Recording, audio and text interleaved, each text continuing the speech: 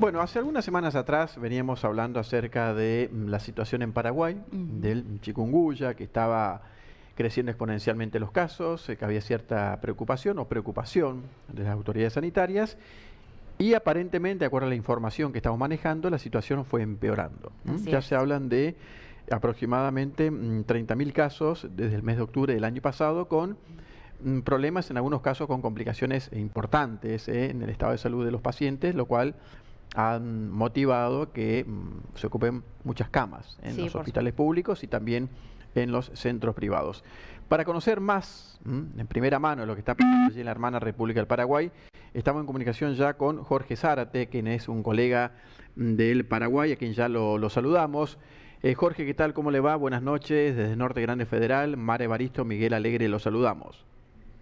Hola Mara, Miguel, un saludo para ustedes y para la audiencia. Muchas gracias, Jorge, por este contacto. Y bueno, queremos saber qué está pasando allá en Paraguay con estos casos de chikungunya. ¿Ha empeorado la situación en los últimos días, en las últimas semanas? Sí, viste que el tema de las lluvias es un elemento central. El mosquito crece en agua nueva, ¿no es cierto? El Aedes aegypti, el que transmite el dengue, es el mismo mosquito que transmite el chikungunya. El vector es fundamental. El tema de las lluvias ha multiplicado la cantidad de contagios, pero no solo son las lluvias, sino es donde se acumula el agua, hay mucha cantidad de basura, de terrenos baldíos, de lugares que favorecen la cría del mosquito, y de allí esta multiplicación de casos que ya supera la barrera de los 30.000 y que ha provocado 28 muertos desde octubre del año pasado a la fecha. Jorge, ¿hay zonas del país con más complicaciones que otras? Sí, donde se da mayor concentración de gente, que es en la capital Asunción y la Gran Asunción, que es un conglomerado urbano que llega a reunir casi 3 millones de personas. Es allí donde se da el número principal de casos. ¿Cuáles son los principales síntomas que pueden alertar a una persona de que puede estar padeciendo de este virus? La clave es la fiebre muy alta, que es difícil de bajar, y tiene también dolores musculares. Hasta ahí parece un dengue. La diferencia se da en la fiebre, que cuesta bajarla, lleva bastante tiempo, y inclusive con todas las técnicas posibles, usando frío, cuesta bajar la fiebre. Después siguen los dolores, que son articulares, que duelen las manos, los nudillos, las rodillas, los pies. La gente habla de dolores en los huesos en general. La voz chikungunya es de la lengua makonde, que se habla en Tanzania, que la nombró en 1952, cuando se dio la primera epidemia registrada por la Organización Mundial de la Salud. Doblado de dolor quiere decir chikungunya. Más o menos eso describe claramente el cuadro de situación. Exactamente, se habla de complicaciones en cuanto a la deshidratación, precisamente por la fiebre alta que vos estás mencionando, Jorge, y en cuanto a las muertes, ¿tiene que ver específicamente por este virus o hay también complicaciones por patologías de base? Exacto, ese es el tema central. Toda la gente que tiene comorbilidades tiene riesgo, que es la que más tiene que cuidarse. Los cardíacos, hipertensos, diabéticos, obesos sobre todo.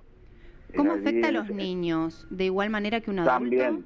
También es otro grupo de riesgo. Se da en los dos extremos de las franjas etarias. Los niños muy chiquitos, entre 0 y 2 años, y los adultos mayores son los que más sufren la enfermedad. En el caso de los niños, lo que se está dando en Paraguay y que ha motivado la presencia de expertos de la Organización Mundial de la Salud es algunos casos graves de meningoencefalitis. Están provocándose algunos casos extremos de encefalitis, que es un dato preocupante. Según algunos médicos, podría deberse a que este año irrumpió una mutación del virus, un fenotipo diferente del virus. El chikungunya se conocen 3 casos, así como en el dengue hay 4 variedades de virus. En el chikungunya hay 3, todavía esa cuestión está en estudio, pero lo concreto es que la epidemia viene siendo grave. Mucha gente adjudica esto a que superada la pandemia del coronavirus, se dejaron de practicar las previsiones que antes se tenían para responder al dengue, que eran cíclicas en el país porque ya se habían sufrido brotes importantes. De hecho, este brote de chikungunya está a la altura de los principales de dengue que sufrió el país. En cuanto a la gente que se recupera, ¿cuánto tiempo le lleva aproximadamente? Y eso dependiendo del estado de la gente y de la juventud también. Se están dando casos de gente que pasada, o sea, se tarda 11 días en superar el cuadro grave. Una vez, a los 15 días, si la mayoría de la gente ya recupera su salud con alguna pequeña molestia o alguna erupción en la piel, que es otro de los datos, hay picazón, eso puede ser. Pero hay gente que entra en una fase que se llama subaguda y que sigue manteniendo dolores en las articulaciones y que requiere algunos tratamientos de recuperación que se están brindando en algunos hospitales públicos en el Paraguay. Sobre todo trabajan mucho la gente que tiene que ver con la prevención de la artritis, ¿no? Y preocupa que estos casos sigan en aumento teniendo en cuenta la ocupación, ¿no?, que llevan ya del 50% de las camas en terapia intensiva. Sí, es preocupante. Es decir, hoy en la mañana el ministro informó que se saturaron las capacidades de terapia intensiva pediátrica en Asunción y Gran Asunción. Hay lugares disponibles de terapia intensiva pediátrica en otras ciudades importantes del país, como Ciudad del Este o Encarnación.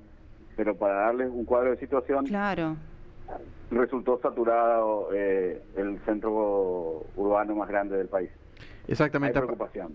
Y el tema es que este periodo de lluvias está iniciando, se entiende que va a ser persistente este tipo de clima, y el mosquito recién se va con el frío. Claro. Y se teme que el frío ingrese recién a fines de abril, en mayo, ¿verdad? Exactamente. Bueno, hay como todos sabemos, no hay vacunas para este virus. Lo único es la prevención y el cuidado. El Estado, Jorge, está intensificando la campaña de prevención para evitar aumento de casos. Yo creería que debería hacerse más, ¿no? Es la sensación que se tiene en la calle, que tiene la gente, que está faltando tomar el toro por las astas, decretar un feriado, poner la gente atrás. Es decir, es imposible que la gente pueda limpiar sus barrios si no tiene el tiempo para hacerlo. En una estructura de trabajo de 6 días, como es en el Paraguay, es muy difícil que la gente se haga de tiempo para limpiar el patio de la casa o colaboren entre los vecinos para limpiar el baldío de la esquina. Ese tipo de cosas requieren que haya tiempo y la colaboración de las Fuerzas Armadas y de toda la organización estatal que ayuda en estos casos. Hay aquí una Secretaría de Emergencia que atiende casos, hay personal especializado del Ministerio del Ambiente, hay gente en el Ministerio de Salud. Es decir, existe un cuadro de funcionariado público que podría ayudar a mejorar la situación si el gobierno tomara el toro por las astas. Hay nomás un problema lógico con las patronales que no quieren dar el feriado que correspondería. Exactamente. Bueno, cambiando un poquito de tema, Jorge, se habla hablando de lluvias, de zonas afectadas por la crecida del Paraná, en la zona de San Cosme y Damián, específicamente en esos lugares. ¿Están habiendo personas evacuadas? ¿Cuál es la situación? ¿Tenés conocimiento? Sí, mira, justamente entró en el Congreso ayer un pedido para declarar en emergencia distintas zonas y departamentos del país. O sea, estas lluvias se suman a la liberación del lago de la represa de Itaipú. Claro. Que habrán visto las noticias en estos días. Itaipú abrió el conducto de descarga, que es un tobogán impresionante de agua por las lluvias que se dieron en el Brasil, ¿no es cierto?, en la cuenca alta del río Paraná. Entonces, al bajar esa agua sumada a las lluvias, comprometió la zona de San Cosme y Damián. Pero también el río Paraguay arriba, en la zona del Pantanal, hizo lo propio, así que también hay inundaciones en la zona de Alto Paraguay, se llama el departamento, y la ciudad capital del departamento de Concepción también tuvo problemas serios. Hay otro río que hace frontera, el Paraguay hace frontera con Argentina, ¿no es cierto?, en un buen tramo, y en el norte hace frontera con el Brasil, el río Aquidauán, que también desbordó, y hay problemas de inundaciones también en el departamento de Amambay. Hay un pedido del Senado, una declaración de emergencia y un pedido de que se afecten recursos para llegar a la gente más necesitada, en el caso del norte, a las poblaciones indígenas, en principio el pueblo Ixil, en el territorio chaqueño. Los Ixil son parientes de los mocovíes, por decirlo, de los Huichil, y en el caso de Amambay, de los Paita Deutera, que son una de las ramas de los guaraníes. ¿Qué se espera para los próximos días, no, en cuanto a la meteorología?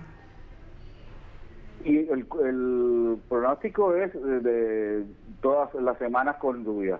Continúan las lluvias. Sí, esa es un poco la previsión que se viene manejando, y las lluvias están siendo importantes.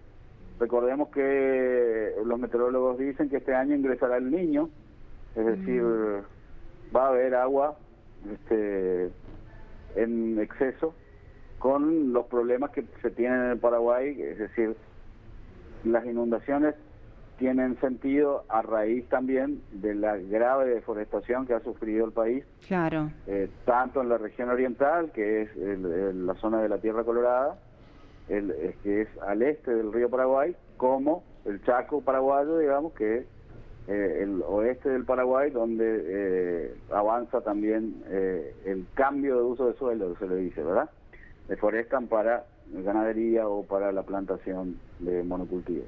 Exactamente, eso es lo que hablamos también acá, lo que pasa en la Argentina, sí, Jorge, en el norte del país, que tiene que ver con la deforestación, el avance de aquellos empresarios agropecuarios, pero que están generando, está provocando un daño enorme al ecosistema, a la ecología, al medio ambiente, que después lamentablemente deriva en sequías, o inundaciones, importantes lluvias, en fin, vamos fluctuando como consecuencia de esta situación, ¿no es cierto? Digamos, la falta de cuidado del medio ambiente hace que después nos quejemos cuando por allí la naturaleza, claro, nos golpea un poco. Estamos viviendo estas consecuencias tremendas. Es así, bueno, lo mismo en Paraguay, como lo señala Jorge. Jorge, gracias por esta comunicación, es muy amable como siempre. A ustedes, compañeros, un saludo a la audiencia también. Somos el primer canal de noticias desde el interior del país. Transmite desde el histórico Chalet Rapaccioli, Resistencia, Chaco, Norte Grande Federal. Somos periodismo con historia.